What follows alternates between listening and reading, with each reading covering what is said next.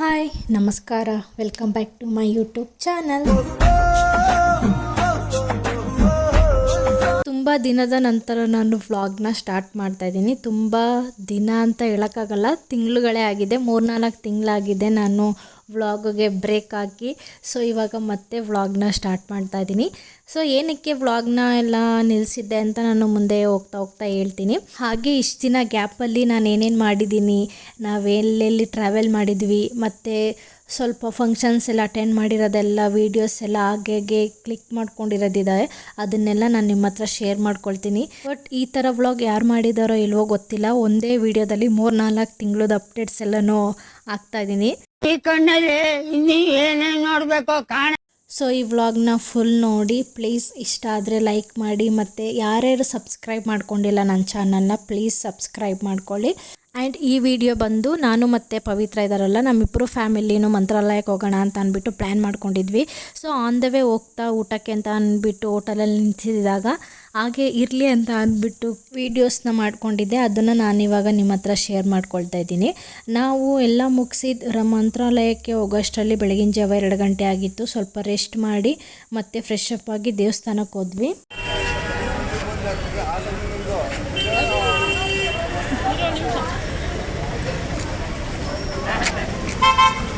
ದೊಡ್ಡ ಕಾಣ್ತಾನೆ ಇಲ್ಲ ನನಗೆ.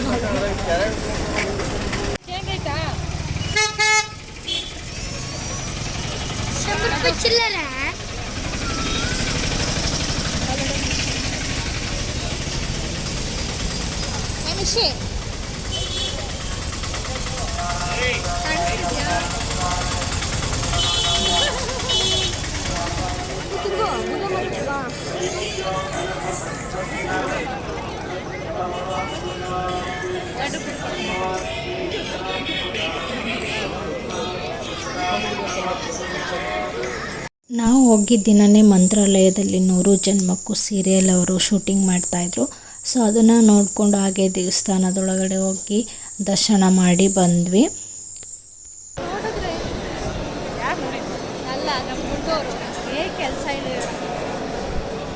ಮಂತ್ರಾಲಯ ಟ್ರಿಪ್ ಮುಗಿಸ್ಕೊಂಡು ಬಂದು 1 ವಾರಕ್ಕೇ ನಂದು ತಂಗಿ ಮದುವೆ ಇತ್ತು, ಅಂದರೆ ನಮ್ಮ ಚಿಕ್ಕಪ್ಪನ ಮಗಳದು.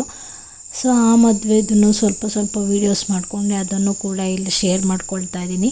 ತುಂಬ ಎಲ್ಲನೂ ಕ್ಯಾಪ್ಚರ್ ಮಾಡೋಕ್ಕಾಗಲಿಲ್ಲ, ಬಿಕಾಸ್ ನಾನು ಹೊಸ್ದಾಗಿ ಸ್ಟಾರ್ಟ್ ಮಾಡಿರೋದ್ರಿಂದ ವೀಡಿಯೋಸ್ನ ಮಾಡೋಕ್ಕೆ ಹೋದರೆ ಎಲ್ಲರೂ ನನ್ನನ್ನೇ ನೋಡ್ತಾಯಿದ್ರು, ಮತ್ತು ಒಂಥರ ಕಮೆಂಟ್ಸ್ನ ಪಾಸ್ ಮಾಡೋರು. ನಾನು ಮೊಬೈಲ್ ಇಟ್ಟ ತಕ್ಷಣ ಇವಳಿಗಿನ್ನೇನು ಕೆಲಸ ಇಲ್ಲ, ಮೊಬೈಲ್ ಇಟ್ಕೊಂಡ್ಲು, ವೀಡಿಯೋ ಮಾಡೋಕ್ಕೆ ಸ್ಟಾರ್ಟ್ ಮಾಡಿದ್ಲು, ಈ ಥರನೇ ಕಮೆಂಟ್ಸ್ಗಳು ಬರ್ತಾಯಿತ್ತು. ನನಗೆ ಯಾರು ಏನೇ ನನ್ನ ಬಗ್ಗೆ ಏನಾದರೂ ಕಮೆಂಟ್ಸ್ ಪಾಸ್ ಮಾಡಿದ್ರೆ ನನಗೆ ಅದನ್ನು ತಡ್ಕೊಳ್ಳೋಷ್ಟು ಶಕ್ತಿ ಇಲ್ಲ, ಯಾಕಂದರೆ ತುಂಬ ಬೇಜಾರಾಗುತ್ತೆ, ನೋವಾಗುತ್ತೆ.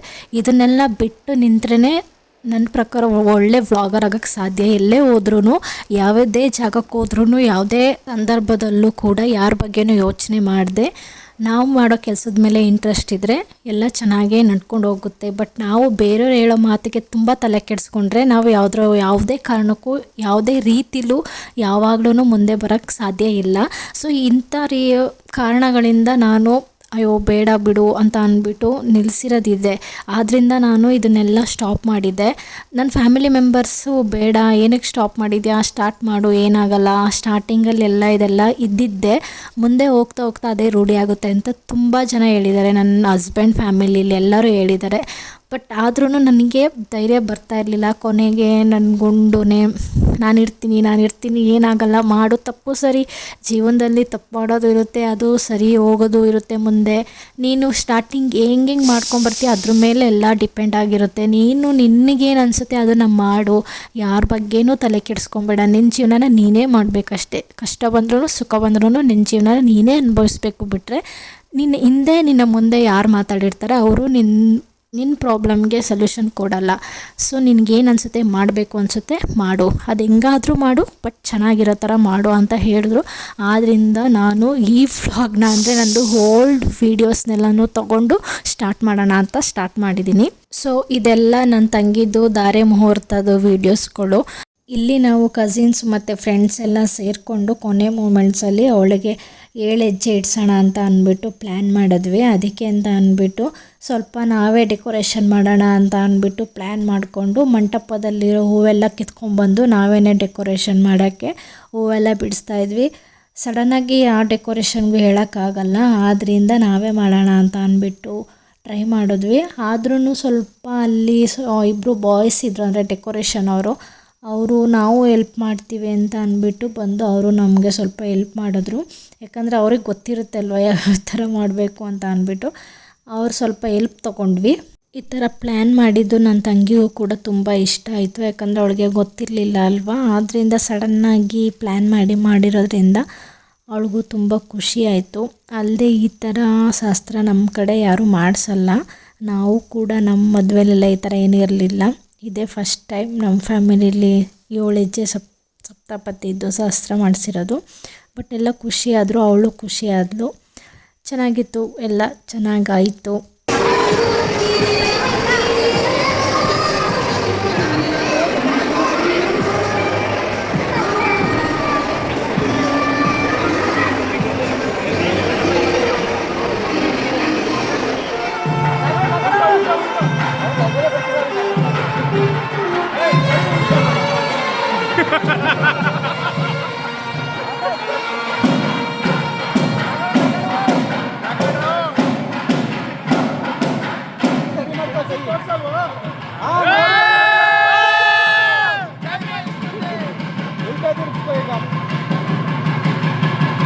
ಕೈ ನಡಕ್ತಾ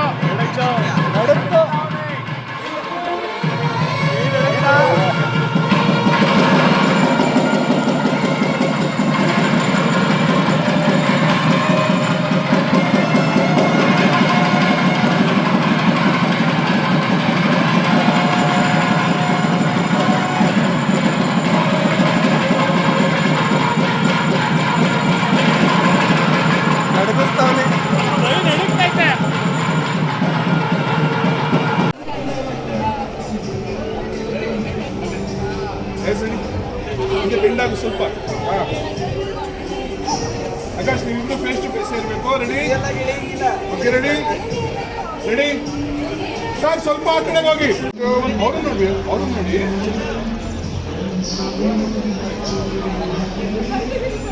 ಓಕೆ, ರೆಡಿ ಅಕ್ಕ, ಒಂಚೂರು ಮುಂದೆ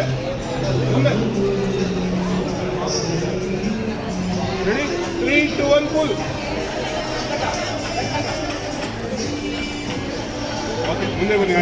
ಲಡ್ಡು ಒಂದು ರೌಂಡ್ ನಿದ್ದೆ ಮಾಡಿ ಮತ್ತೆ ಎದ್ದು ಮನೆಗೆ ಹೋಗೋಣ ಬಾ ಅಂತ ಅಂದ್ಬಿಟ್ಟು ತುಂಬ ಆಟ ಮಾಡ್ತಾಯಿದ್ದ. ನಾನು ಮಂಟಪದ ಹತ್ರ ಮಕ್ಕಳು ಆಟಾಡ್ತಾಯಿದ್ರು ಅಂತ ಅಂದ್ಬಿಟ್ಟು ನಮ್ಮ ಅಕ್ಕನ ಮಕ್ಕಳ ಹತ್ರ ಬಿಟ್ಟು ಆಟಾಡಪ್ಪ ಅಂತ ಅಂದ್ಬಿಟ್ಟು, ಬಟ್ ಅವನು ನೀನು ಕೂತ್ಕೋಬೇಕು ನನ್ನ ಜೊತೆ ಅಂತ ಅಂದ್ಬಿಟ್ಟು ಅದಕ್ಕೂ ಆಟನೇ ಹೋಗಲಿ ಅಂತ ಅಂದ್ಬಿಟ್ಟು ಅವನ ಪಕ್ಕನೇ ಕೂತ್ಕೊಂಡು ಆಟ ಆಡಿಸ್ತಾ ಇದ್ದೆ.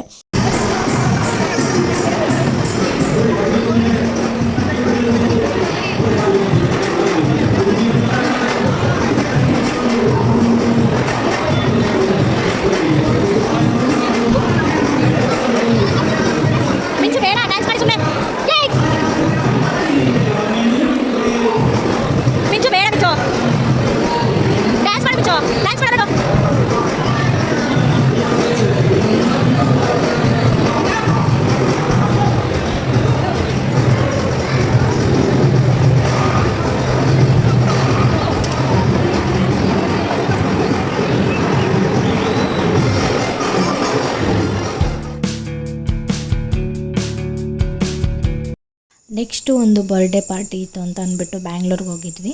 ಯಾರ್ದು ಬರ್ಡೇ ಅಂದರೆ ಇಶಾನಿದು, ಅದೇ ನಮ್ಮ ಗುಂಡು ಇದ್ದಾರಲ್ಲ ಅವ್ರ ಅಕ್ಕನ ಮಗಳದು. ಸೊ ಅವಳಿಗೋಸ್ಕರ ಬರ್ಡೇ ಸೆಲೆಬ್ರೇಷನ್ ಮಾಡ್ತಾಯಿದ್ರು. ಮನೇಲೇನು ಮಾಡಲಿಲ್ಲ, ಹೊರಗಡೆನೇ ಸಿಂಪಲ್ಲಾಗಿ ಚೆನ್ನಾಗಿ ಮಾಡಿದ್ರು. ಸೊ ಆವಾಗ ತೊಗೊಂಡಿರೋ ಸ್ವಲ್ಪ ಅಂದರೆ ಡ್ಯಾನ್ಸ್ ಮಾಡೋ ವೀಡಿಯೋಸು, ಕೇಕ್ ಕಟ್ ಮಾಡೋ ವೀಡಿಯೋಸ್ ಅದನ್ನೆಲ್ಲ ತೊಗೊಂಡಿದ್ವಿ ಅಷ್ಟೇ. ವ್ಲಾಗಿಗೆ ಅಂತ ಏನು ತೊಗೊಂಡಿರಲಿಲ್ಲ, ನಾರ್ಮಲ್ಲಾಗಿ ತೊಗೊಂಡಿದ್ವಿ. ಅದನ್ನೇ ನಾನು ಕೂಡ ಇವಾಗ ನಿಮ್ಮ ಹತ್ರ ಶೇರ್ ಮಾಡ್ಕೊಳ್ತಾ ಇದ್ದೀನಿ.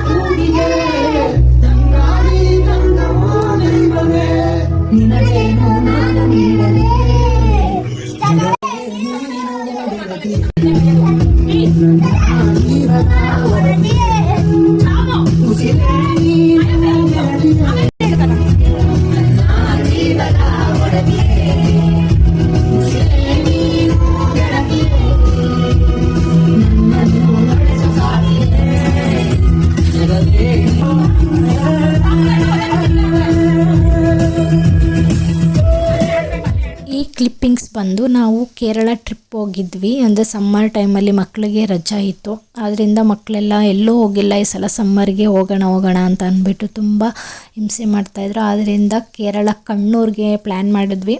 ಅಲ್ಲಿ ಹೋದರೆ ಚೆನ್ನಾಗಿರುತ್ತೆ ಈ ವೆದರಲ್ಲಿ ಅಂತ. ಯಾಕಂದರೆ ನಾವು ಹೋಗಿರೋ ಟೈಮ್ಗೆ ತುಂಬ ಮಳೆ ಇರಲಿಲ್ಲ, ಬಚಾವಾಗಿದ್ವಿ. ಯಾಕಂದರೆ ಈ ಟೈಮಲ್ಲಿ ಹೋಗಿದ್ದರೆ ತುಂಬ ಮಳೆ ಇತ್ತು. ಬಟ್ ನಾವು ಹೋಗಿರೋ ಟೈಮ್ಗೆ ಅಷ್ಟು ಮಳೆ ಇರಲಿಲ್ಲ, ಚೆನ್ನಾಗಿತ್ತು. ನಾವು ಒಂದು 13 ಮೆಂಬರ್ಸ್ ಹೋಗಿದ್ವಿ. ಒಂದು ಟಿ ಮಾಡಿಕೊಂಡು ನಮ್ಮ ಫ್ಯಾಮಿಲಿ, ಲತಮ್ಮ ಅವ್ರ ಫ್ಯಾಮಿಲಿ, ಉಷಕ್ಕ ಅವ್ರ ಫ್ಯಾಮಿಲಿ ಮತ್ತು ವಿದ್ಯೇಶ್ ಅವ್ರ ಫ್ಯಾಮಿಲಿ ಫುಲ್ಲೆಲ್ಲ ಹೋಗಿದ್ವಿ. ಚೆನ್ನಾಗಿ ಎಂಜಾಯ್ ಮಾಡಿಕೊಂಡು ಸುತ್ತಾಡಿಕೊಂಡು ಬಂದ್ವಿ. ಮೆಮೊರಿಗೆ ಅಂತ ಮಾಡ್ಕೊಂಡಿರೋ ವೀಡಿಯೋಸ್ನ ನಾನು ನಿಮ್ಮ ಹತ್ರ ಶೇರ್ ಮಾಡ್ಕೊಳ್ತಾ ಇದ್ದೀನಿ. ಮತ್ತು ನಾವು 2 ಡೇಸ್ ಅಂತ ಅಂದ್ಬಿಟ್ಟು ಪ್ಲ್ಯಾನ್ ಮಾಡ್ಕೊಂಡು ಹೋಗಿದ್ವಿ. ಬಟ್ ಅಲ್ಲಿ ಹೋದ್ಮೇಲೆ ನಾವು 3 ಡೇಸ್ ಇರೋಣ ಅಂತ ಅಂದ್ಕೊಂಡ್ವಿ. ಆದರೆ ಟಿ ಆಲ್ರೆಡಿ ಬೇರೆಯವ್ರಿಗೆ ಬುಕ್ ಹಾಕೋಗ್ಬಿಟ್ಟಿತ್ತು. ನಾವು 2 ಡೇಸಿಗೆ ಮಾಡಿದ್ದೇವಲ್ಲ, ಅದರಿಂದ ನಾವು ವಾಪಸ್ ರಿಟರ್ನ್ ಬರಬೇಕಾಗಿತ್ತು. ಬರಬೇಕಾದ್ರೆ ಸ್ವಲ್ಪ ಬೇಜಾರಾಯಿತು, ಯಾಕಂದರೆ ಇನ್ನೊಂದು ದಿನ ಎಕ್ಸ್ಟ್ರಾ ಇರ್ಬೋದಾಗಿತ್ತು ಅಂತ ಅಂದ್ಬಿಟ್ಟು.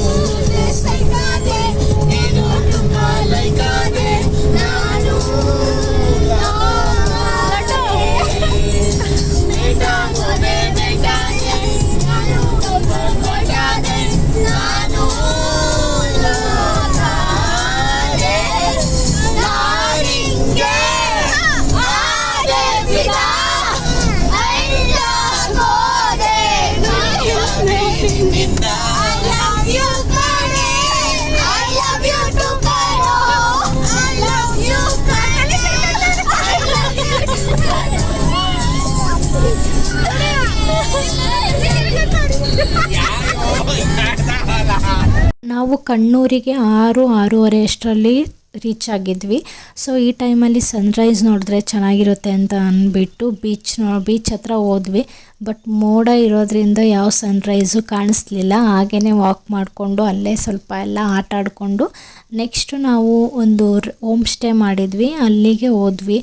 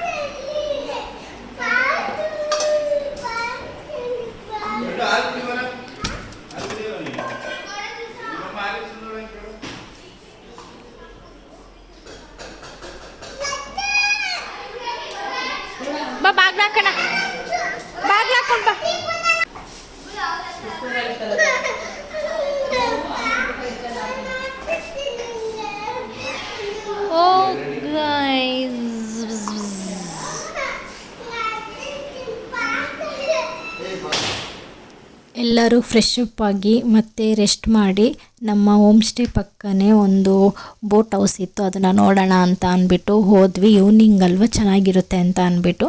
ಈ ಥರ ಎಕ್ಸ್ಪೀರಿಯೆನ್ಸ್ ನನಗೆ ಇದು ಫಸ್ಟ್ ಟೈಮು. ಯಾಕಂದರೆ ನಾನು ಕೇರಳ ಸೈಡಲ್ಲಿ ಟ್ರಿಪ್ ಅಷ್ಟು ಬಂದಿಲ್ಲ. ಅಂದರೆ 1 ಇಯರ್ ಬ್ಯಾಕ್ ಹೋಗಿದೆ, ಅದು ವಯನಾಡ್ ಸೈಡು. ಬಟ್ ಈ ಥರ ಬೋಟಿಂಗಲ್ಲೆಲ್ಲ ಹೋಗಿರೋದಿದೆ ಫಸ್ಟ್ ಟೈಮ್. ಚೆನ್ನಾಗಿತ್ತು. ಫುಲ್ ಫ್ಯಾಮಿಲಿ ಎಲ್ಲ ಎಂಜಾಯ್ ಮಾಡಿದ್ವಿ. ಡ್ಯಾನ್ಸು, ಕುಡಿತ. 1 ಅವರ್ ಟೈಮ್ ಇರುತ್ತೆ. 1 ಅವರಲ್ಲಿ ನಾವು ಎಷ್ಟು ಬೇಕಷ್ಟು ಎಂಜಾಯ್ ಮಾಡ್ಬೋದು. ಚೆನ್ನಾಗಿತ್ತು, ನೈಸ್.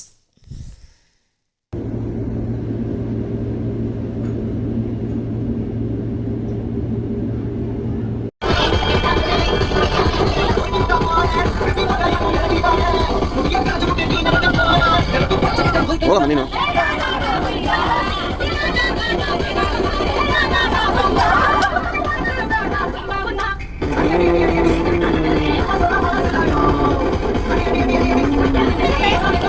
ದೊಡ್ಡ ಸರ್ಕಲ್ ಮಾಡಿ, ದೊಡ್ಡ ಸರ್ಕಲ್ ಮಾಡಿ.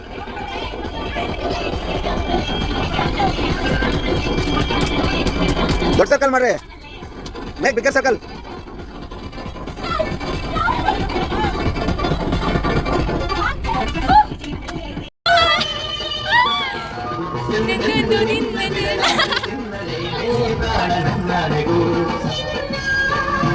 ಮರೆಯಲಾರೆ ನಾನಿನ್ನ ಮರೆಯಲಾರೆ.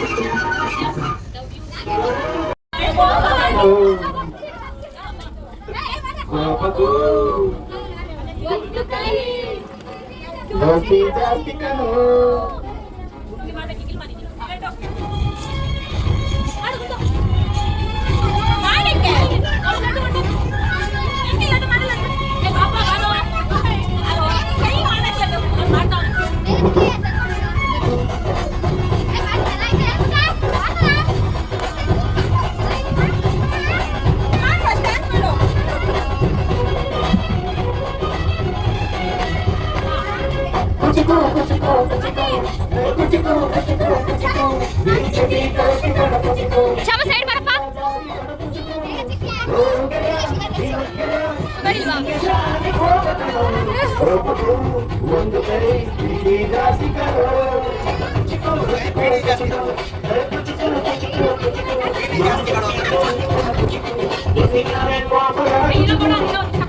ಗೆಳೆಯ ಜೀವನ್ ಗೆಳೆಯ ನಿಂಗೆ ಶಾಲೆ ಪಾಪ ಕಣೋ ಪಾಪ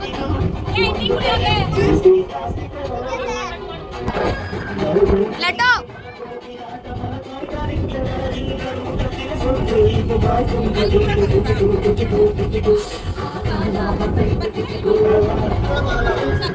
ಮೇಘತೆ ನೀವಾಗ ಮಾಡಿಸಿ ಡಾನ್ಸ್ನ.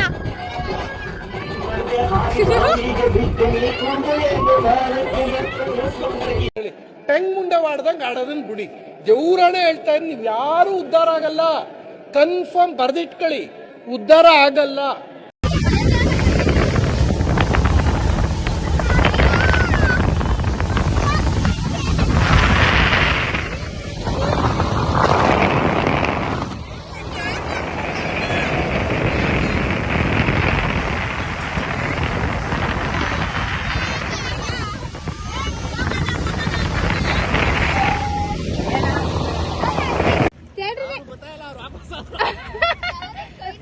ಇದೇ ಚೆನ್ನಾಗೈತೆ.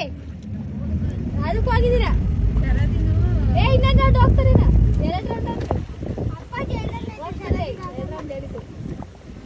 ದೂರ ಹೋಗ್ಬೇಕು ಅಂದ್ರೆ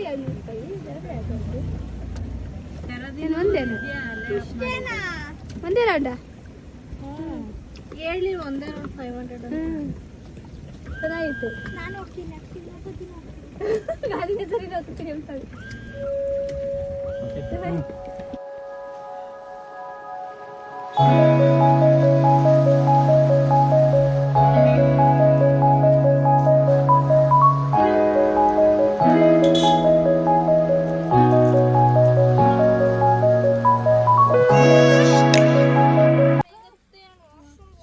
ಕಣ್ಣೂರು ಟ್ರಿಪ್ ಮುಗಿಸಿ ಅಮ್ಮನ ಮನೆ ಟ್ರಿಪ್ ಮಾಡೋಣ ಅಂತ ಅಂದ್ಬಿಟ್ಟು ಹೋಗಿದ್ದೆ. ಆ ಟೈಮಲ್ಲಿ ಅಮ್ಮನ ಮನೆಯಲ್ಲಿ ಸೂತ್ಕ ಇತ್ತು. ಸೂತ್ಕ ಕಳ್ಕೊಳ್ಳೋಣ ಅಂತ ಅಂದ್ಬಿಟ್ಟು ಗೋವಿಂದನ ಪೂಜೆ ಮಾಡಿಸ್ತಾಯಿದ್ರು. ಆವಾಗ ಸುಮ್ಮನೆ ಇರಲಿ ಅಂತ ಅಂದ್ಬಿಟ್ಟು ನನ್ನ ಮಗ ಫಸ್ಟ್ ಟೈಮ್ ಗೋವಿಂದಂದು ನಾಮ ಇಡ್ತಾ ಇರೋದು ನಿಮ್ಮ ಮೆಮೊರಿಗಿರಲಿ ಅಂತ ಅಂದ್ಬಿಟ್ಟು ನಾನು ಅದನ್ನು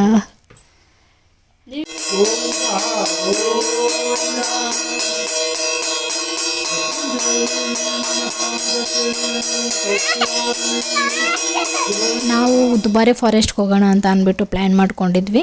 ಬೆಳಗ್ಗೆ 10:30ಗೆಲ್ಲ ಹೋಗಿದ್ವಿ. ಅದು 11 o'clockಗೆಲ್ಲ ದುಬಾರೆದು ಅಂದರೆ ಆನೆದು ಕ್ಯಾಂಪು ಕ್ಲೋಸ್ ಆಗುತ್ತಂತೆ.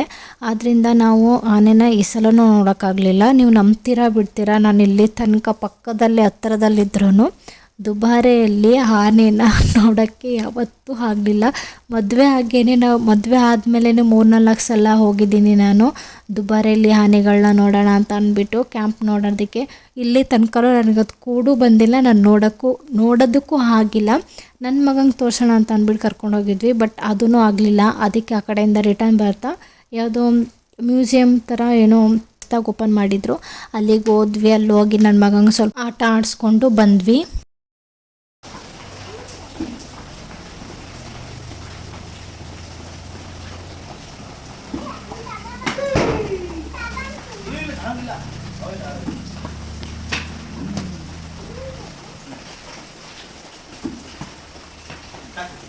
ಈ ಗ್ಯಾಪಲ್ಲಿ ನಮ್ಮದು ಆ್ಯನಿವರ್ಸರಿನೂ ಕೂಡ ಮುಗಿದೋಯ್ತು.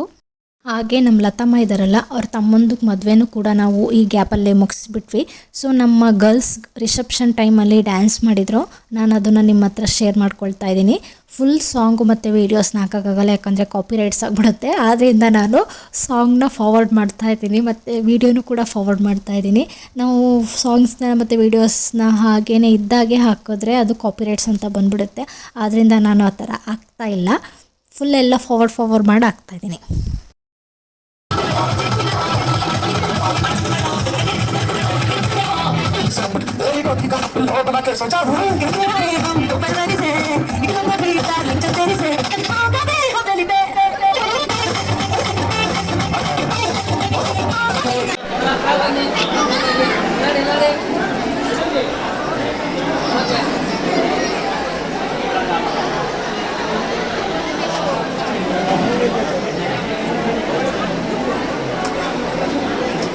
ಈ ವಿಡಿಯೋ ಬಂದು ನಮ್ಮ ದೊಡ್ಡತ್ತೆ ಮಾವ ಅಂದರೆ ನಮ್ಮ ಹಸ್ಬೆಂಡ್ದು ದೊಡ್ಡಪ್ಪ ದೊಡ್ಡಮ್ಮಂದು 50ನೇ ವರ್ಷದ ವೆಡ್ಡಿಂಗ್ ಆ್ಯನಿವರ್ಸರಿ ಇತ್ತು.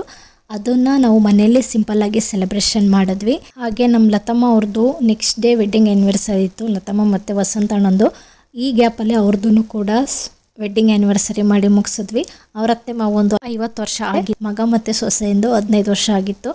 ಸೊ 2 in 1 ಥರ ಒಂದೇ ಕೇಕಲ್ಲಿ ಇಬ್ಬರದ್ದು ವೆಡ್ಡಿಂಗ್ ಆ್ಯನಿವರ್ಸರಿ ಮಾಡಿ ಮುಗಿಸ್ಬಿಟ್ವಿ.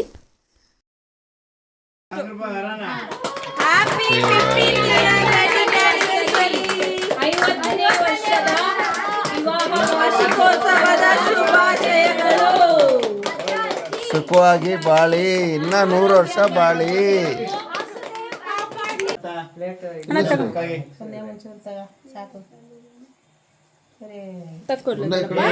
ಗ್ಯಾಸ್ಟ್ರಿಕ್ ಆಗಲ್ಲ ತಿಂದಡಮ್ಮ. ಇಡೋಣ ಒಂಚೂರು ಸ್ವೀಟ್ ಏನಾಗಲ್ಲ. ಈ ಕಡೆ ಬರಮ್ಮ. ಕ್ಲಾಪ್ ಮಾಡು ಚಿನಿ, ಕ್ಲಾಪ್ ಮಾಡಿ.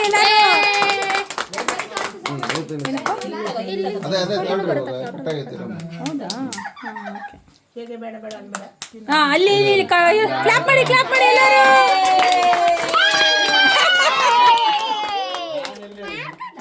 ಈಗ ಇರು ಆಯ್ತಾ ಅಮ್ಮ, ಫೋಟೋ ಅವ್ರದ್ದು.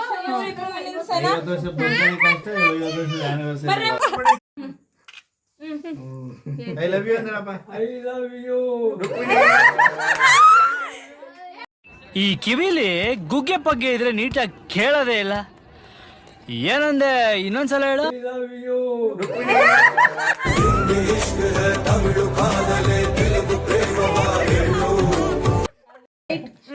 I love you. ನನಗಂತೂ ಈ ಜೀವನವೇ ಬೇಸರವಾಗಿ ಹೋಗ್ಬಿಟ್ಟಿದೆ.